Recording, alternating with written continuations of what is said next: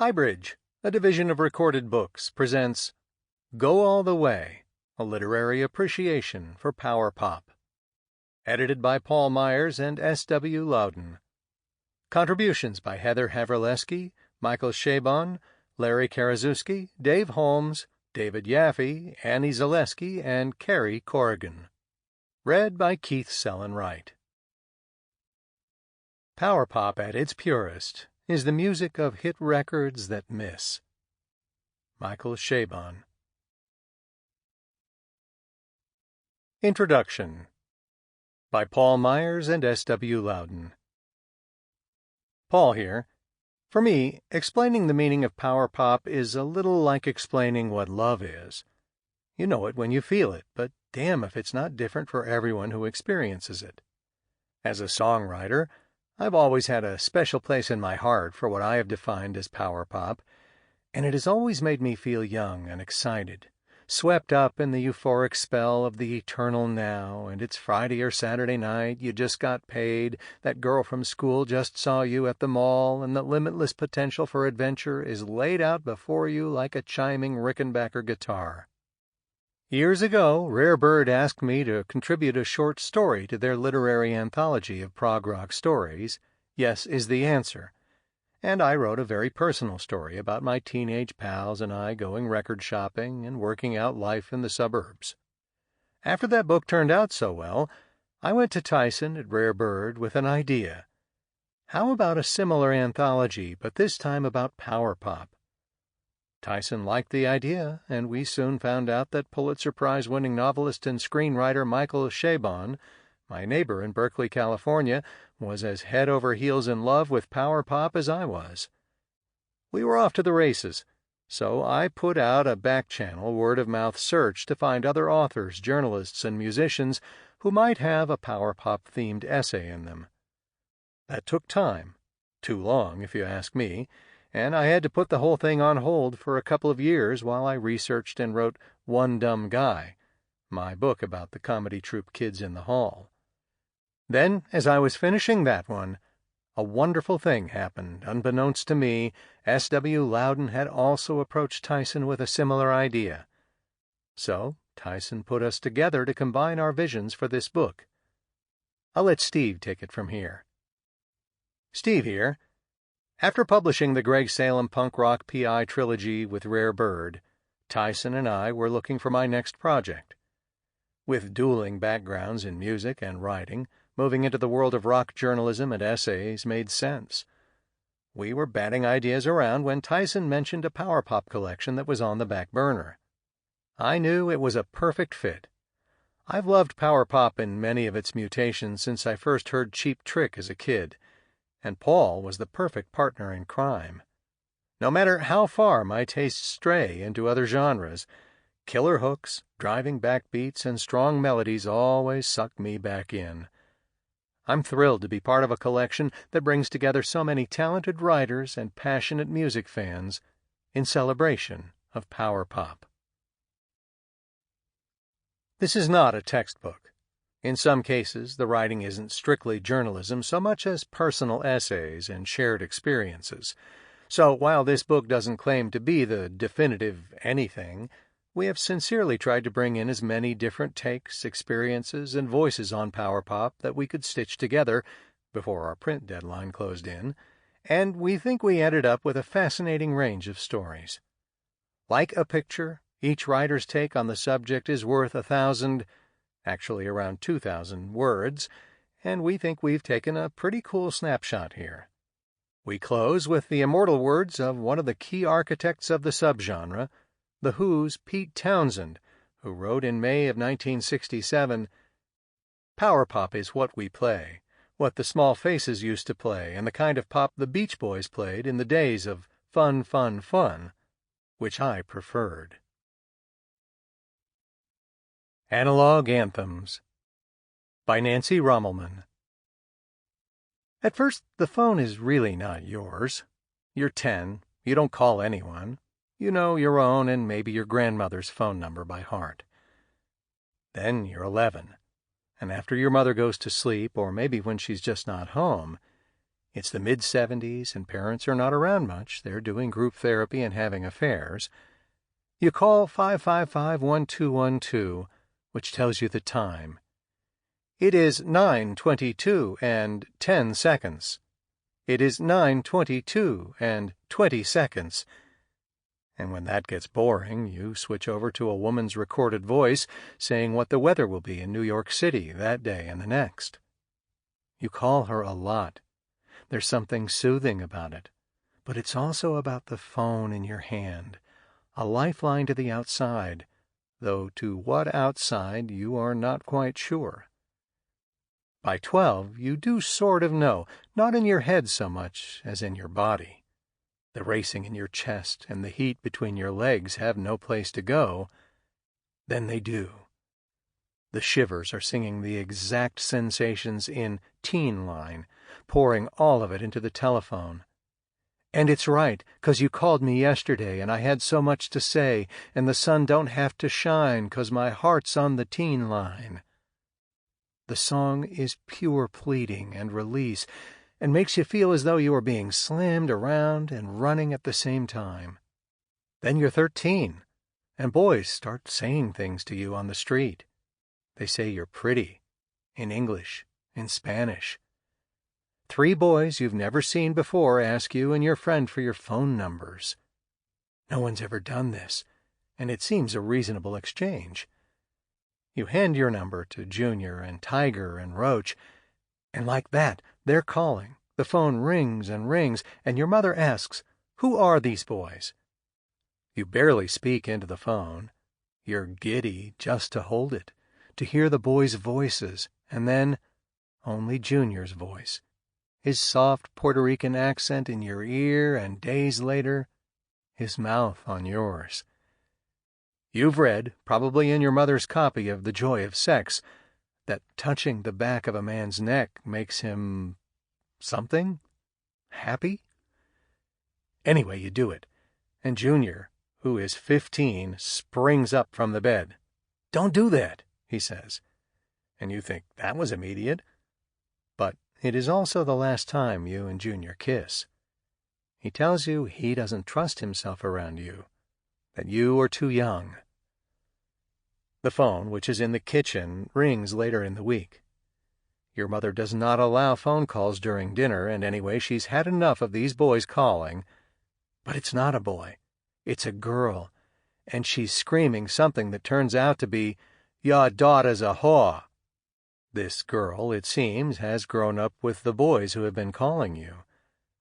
She calls again the next night, which is so disturbing to your mother that she gets your father to come over and deal with it, and while it's a little terrifying to hear the girl's voice reverberating through the phone, screaming that you are a whore, you also think, all you did was touch one boy's neck, that you're pretty far from, for a good time, call. You have never been in a man's restroom and have no idea if things like this are written on the wall. You know about it only from the 8675309 Jenny song, which you're not sure you like. It's catchy, but it also feels tricky, like a song boys might guffaw at, boys you wouldn't want to hang around with anymore. You are 14, 15, and music is changing. You won't know until later that the Ramones and Patti Smith and Blondie are playing over on the Bowery, but you are listening to them, especially Parallel Lines, Debbie Harry's Jersey accent full on in Hanging on the Telephone. You can see the whole scene. See her in the phone booth, the one across the hall, pleading and flirting, and also defiant. You picture her kicking a trash can if she doesn't get her way. And this is how you feel these days. You never go home. The city is yours. You meet other boys. And when Harry sings, "Oh, I Can't Control Myself," it's like she's giving you permission. Then you're 21. You live in a railroad flat in Brooklyn, and you are lonely for a boy 100 miles away. A boy who is in your head all the time, but you don't call him. You're shy and afraid. But one night you do call. You get his answering machine, which are kind of new things. You're surprised he has one. Also, hearing his voice is like getting warm syrup poured into you. But his voice also makes you feel lonely. To have him at this remove, a voice in a box. The Replacements sing about this. Paul Westerberg sings, "How do you say I miss you" to an answering machine? He sings, "How do you say I'm lonely" to an answering machine? You say neither of these things. You leave no message.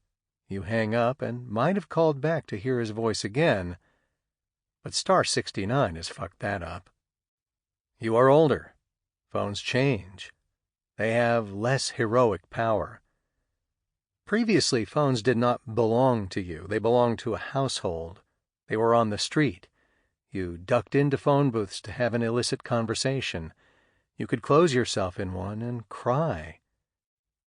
Now, a phone is yours. You hold it in your hand. You play solitary games on it. You take naked pictures of yourself and text them to the man you love. Each time you do, you are thankful the technology did not exist when you were a teenager. You don't believe in the illusion that anything you do with a phone is private. And you miss that about the telephone. Plugging in an extra long cord so you could pull the phone into your bedroom, into the bathroom, and close the door, and whisper into it, or simply listen to it ringing on the other end. The hope that someone might pick up like a bubble, like stopping time, an interlude in which to practice what you will say. Hello, how are you? Have you been all right through all those lonely, lonely, lonely, lonely, lonely nights? That's what I'd say. I'd tell you everything if you pick up that telephone. Jeff Lynne of ELO is singing Telephone Line, his voice a galaxy away, a satellite signaling for one person only, and the signal is not received. You don't know if you can get through the song. It's crushing you. Then the harmonies and emotions sweep you up until you are cradled inside the satellite, Lynne singing, "I'll just sit tight, through shadows of the night, let it ring forevermore." And you are lulled. What choice do you have? By the belief that as long as the phone is ringing, it might be picked up yet. It is last month, and you are in Iowa City for a conference. There's an opening party, lots of writers in a bar, and you are drinking a Manhattan. You drink 2 of them, and then it's midnight, and you don't want any more writer talk. You want to go outside and walk around this new place. You have company. The man you are in love with has given you playlists for Spotify. You have never had music on your phone, and now you do, and take pleasure in it. For the music, sure, and also because it lets you spend time with this man when you are away from him. You have just put the earbuds in your ears when a girl pitches forward from the bar. She's maybe 22, wearing a skirt the size of an album cover and 5-inch ankle breakers on which she cannot walk one step without, "Whoa!" You don't want to scare her, so you gently approach and say, "May I help you get home?" She verily falls into you and says, "Yes, please." You tell her she's going to have to direct you, that you've never been to Iowa City before. "Okay," she says, and off you go, down an alley, up some streets. You have no idea whether Amanda, she's told you her name, and also says, sorry, a lot, is leading you to where she lives, but you're happy this girl is not going to maybe crack open her head on a curb or get caught in a rain that is really starting to come down hard. Here, she says. And you get her up to an apartment building where another student holds open the front door, and Amanda disappears inside. No goodbye.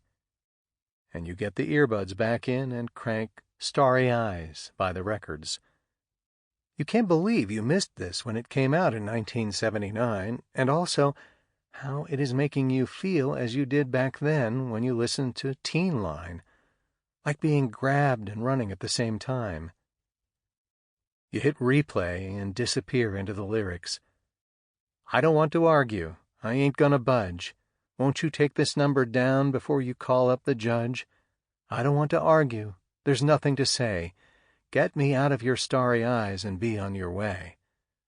Which you think are about some window-dressing girls getting told they need to scram, but which you later learn is about the band's lazy-ass manager. The narrative hooks you, but what keeps you half running in the opposite direction of your hotel is the power pop. How hard the band is banging it out. And you are so grateful for this. And while an hour from now you'll be laying your clothes on every available heating vent so you won't be in front of an audience the next morning in half-wet clothes, which you wind up doing nevertheless, right now, this song has everything you want. You let yourself get drenched and revolve inside it. Nancy Rummelman is a journalist and author.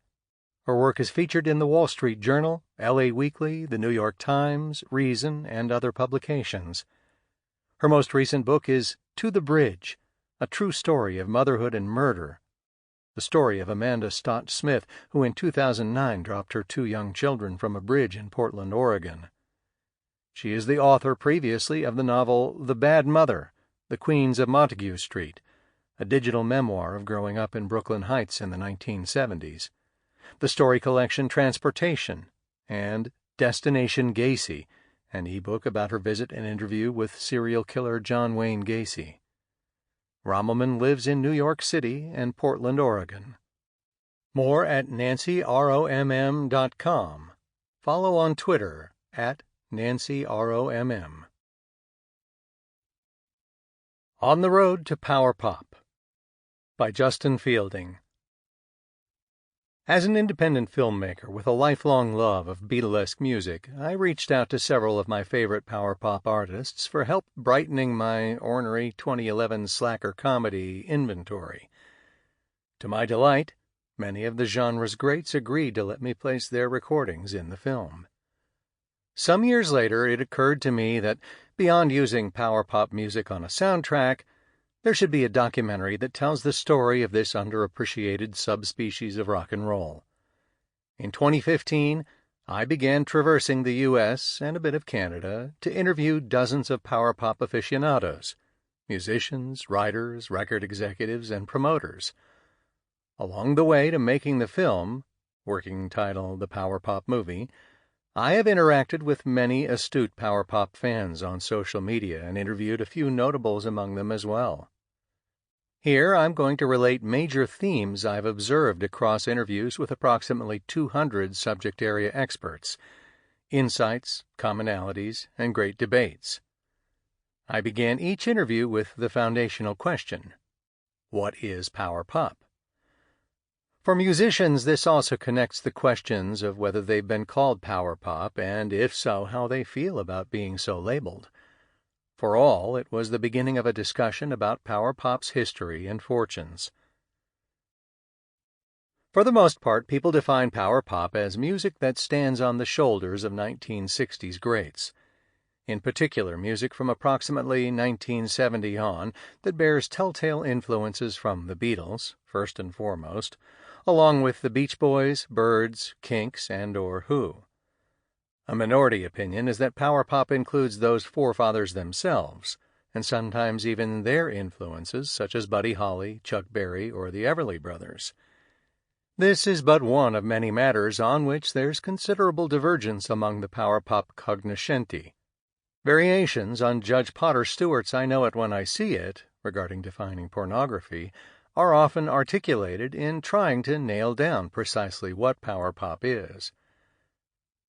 My idea for Raspberries was to form a band that had the power of the Who, the harmonies of the Beach Boys or the Beatles, and the melodies that were present in all these great songs of the 60s. No one was doing that, and so my idea was to go completely against the trend. Eric Carmen, Raspberries, the Power Pop Movie interview. When you hear it. The elements of power pop most often cited in my interviews include tunefulness, bright melodies and rich harmonies, jangle, such as the ringing tones of 12-string Rickenbacker guitars, concision, tight songs with instrumentation played to the song as opposed to jammy or flashy solos. Lyrics that counterpoint happy-sounding music with yearning or melancholy. For some, power pop must, by definition, be powerful. It is typified by 2 guitars, bass, and drums, and is often amped up more than in the Beatles' day. However, many of the artists customarily deemed power pop practitioners write and record ballads, include keyboards at times, or otherwise don't fit neatly into the power framework. A common answer to this conundrum is that the power can come from the impact of a well-turned song and performance, and not necessarily from aggressive playing. There's always been a sharp contrast in power pop between the melody and the darkness of the lyrical content. Gary Kleeb, Shoes, The Power Pop Movie Interview. What's in a Name? A number of the interviewees recalled reading The Who's Pete Townshend's coinage of the term power pop in a 1967 interview that appeared in New Musical Express in England and stateside in Hit Parader. Scant years after Beatlemania, Townshend decried the fancification of rock music in that Summer of Love era. He likened The Who's single Pictures of Lily to the earlier Beatles and Beach Boys sounds, while those bands had moved on to integrating classical and progressive elements and exotic instrumentation layered in via studio magic. No matter that Townshend was about to embark on the elaborate rock operas Tommy, Lifehouse, which morphed into Who's Next, and Quadrophenia, or that he'd pioneered such forms in his mini-rock opera, A Quick One While He's Away, a few months before. That aesthetic divide exists in power pop to this day. Some power pop artists keep both feet planted in the early Beatles and Beach Boys ethos, while others are influenced by the whole gamut of their styles, being as inspired by Sgt. Pepper's Lonely Hearts Club Band and Pet Sounds as much as, if not more than, their formative tunes about dating, dancing, and driving. It took a decade before Townshend's coinage gained much currency. In 1977, the group Pez Band was among the first to use power pop in its marketing. Around the same time, the publications Trouser Press and Bop began to use it to categorize mid to late 1970s bands that kept 1960s musical values alive, if somewhat underground, during the heyday of disco and punk. Artists who were gaining cult, if not bigger, popularity in the power pop boom of the latter half of the 1970s included Dwight Twilley, Shoes, 2020, and Paul Collins's The Beat. By most accounts, Cheap Trick, now members of the Rock and Roll Hall of Fame, is the most sustainably successful group regularly described as power pop.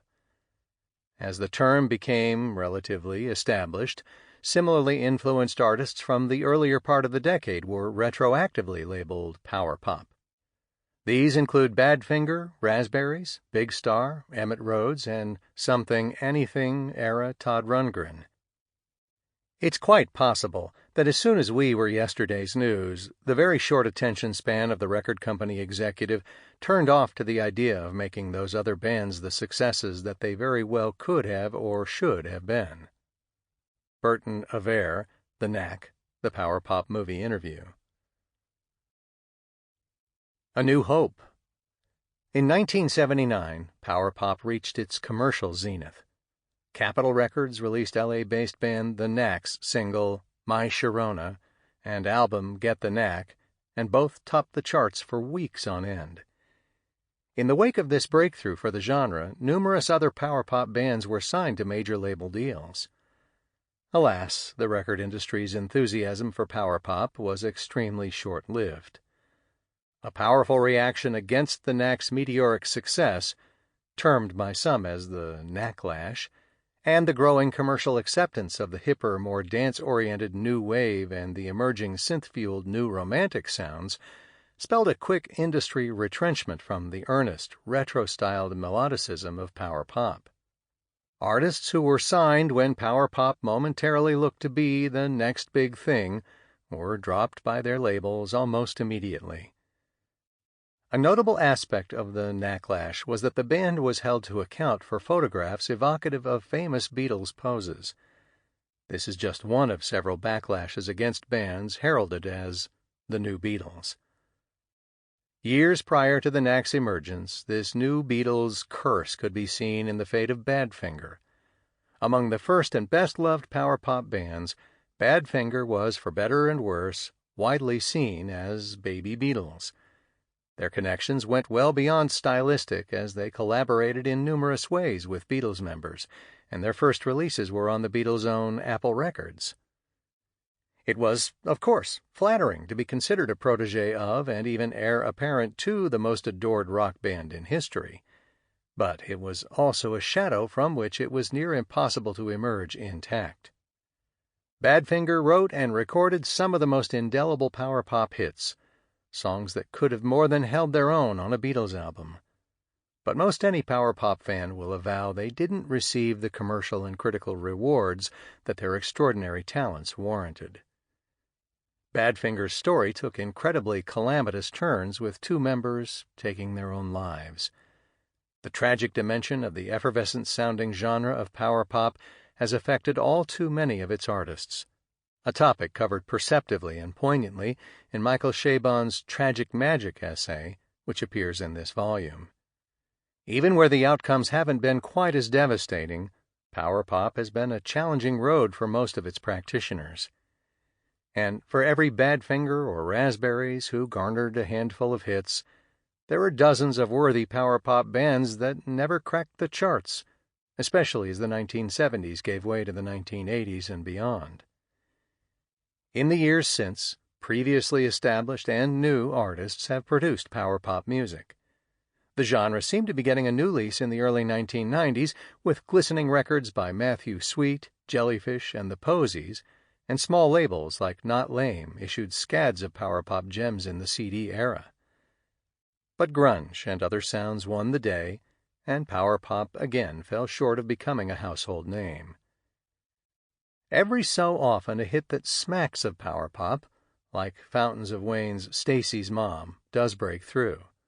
All along, power pop musicians toil away at making radio-friendly records, but radio has rarely reciprocated. All this leads to the central mysteries of power pop. How did the musical values that were so beloved and successful for the Beatles at all fall out of fashion? What's not to like about shimmering songs with beautiful melodies and harmonies? Why, in the face of continued commercial failure and cultural disregard, do artists continue to create power pop music? The Power Pop movie explores these questions in depth. When you get compared to the Beatles, that's the kiss of death, because if you're not as big as the Beatles, you must not be any good. Bun E. Carlos, Cheap Trick, The Power Pop Movie Interview. Power pop? Moi? Music industry people, many of whom personally love power pop, have termed the appellation a kiss of death.